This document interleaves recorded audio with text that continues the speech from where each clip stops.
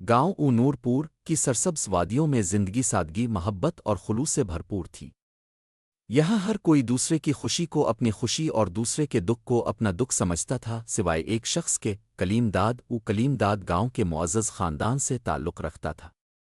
बाप ई गफूर खान और चचा ऊ नसीर खान ने मिलकर एक ही छत के नीचे जिंदगी गुजारी थी।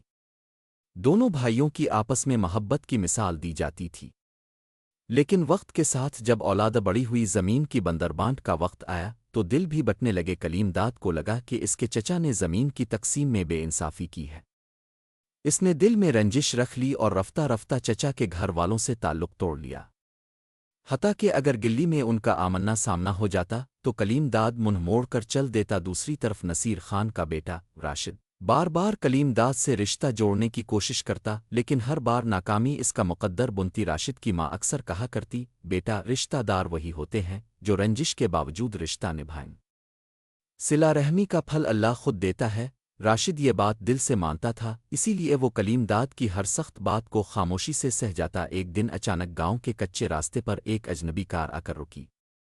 गाड़ी से एक शख्स उतरा जिसकी आंखों में नमी और चेहरे पर उम्मीद की झलक थी। इसने गांव के एक बच्चे से पूछा, बेटा, ये कलीमदाद का घर कौन सा है? बच्चा इसे दरवाजे तक ले गया जहां कलीमदाद अपनी कुर्सी पर बैठा हुक्का पी रहा था।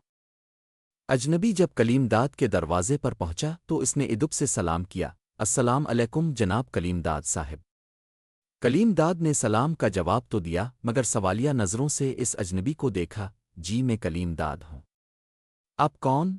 मेरा नाम फहद है, मैं आपके भाई खलीलदाद का बेटा हूँ। ये सुनते ही कलीमदाद का चेहरा सुन हो गया। खलीलदाद, जो 20 साल पहले नाराज़गी में शहर चला गया था, वही छोटा भाई जिससे कलीमदाद ने तब से कभी बात ना की थी, क्या कहा? खलीलदाद का बेटा, वो कहाँ है अब? कलीमदाद ने झट से पूछा। फहद ने नज़रें झुकाकर जवाब दिया, अबू का 2 महीने पहले इंतकाल हो गया। उनकी आखिरी ख्वाहिश थी कि मैं आपको मिलूं, मुआफ़ी मांगूं और रिश्ता दोबारा जोड़ूं। उन्होंने कहा था, अगर कलीमदाद से सुलह कर ली तो समझो मुझे बख्शिश मिल गई। कलीमदाद की आंखें भर आईं। वो खुद कई बार भाई की कमी महसूस कर चुका था, मगर अना का बोझ इतना भारी था कि कदम बढ़ ना सके। बेटा, अंदर आओ। तुम मेरे मेहमान नहीं, मेरे खून के रिश्ते हो। फहद ने कलीमदाद के हाथ चूमे और दोनों की आंखों से अश्क बहने लगे। गांव वालों ने जब ये मंजर देखा तो हर जबान पर एक ही जुमला था। कुछ दिन बाद फहद के तवस्सुत से राशिद और कलीमदाद का भी आमना सामना हुआ। राशिद ने आगे बढ़कर अदब से सलाम किया, मगर कलीमदाद ने सिर्फ सर हिलाया। राशिद ने हार ना मानी। ओ चाचा जी, हम आपके बच्चे हैं। जो गलती हमारे बड़ों से हुई वो हमें क्यों भुगतना पड़े? आइए गिले मिलकर इस कहानी को ख़त्म करें। वो कलीमदाद खामोश रहा, लेकिन इसकी आंखें नम हो चुकी थीं। फहद बोला, चचा, मेरे अबू ने मरते वक्त कहा था कि दिल बड़ा करना सीखो, रिश्तादारियां जोड़ो।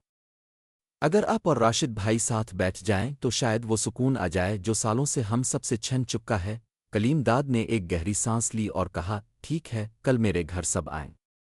राशिद, तुम भी अपने वालिद नसीर खान को ले आना।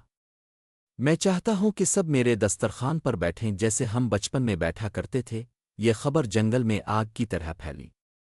गांव वाले हैरान थे कि इतने बरसों बाद ये फटे हुए रिश्ते कैसे जड़ रहे हैं। हिस्सा चहारुम, एक दस्तरखान। कई दिल अगली शाम कलीमदाद के सह में दस्तरखान बिछाया गया। मुर्ग, पुलाव, कबाब, चने और देसी मिठाइयाँ, जैसे कोई बड़ी खुशी मनाई जा रही हो। नसीर खान, राशिद, फहद और दीगर करीबी रिश्तेदार आकर बैठे।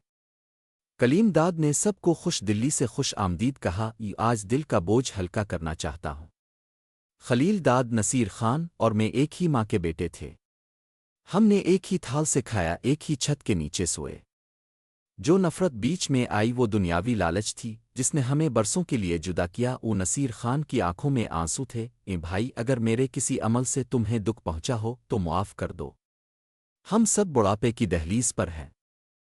क्या हम वो सुकून फिर से नहीं पा सकते जो बचपन में था?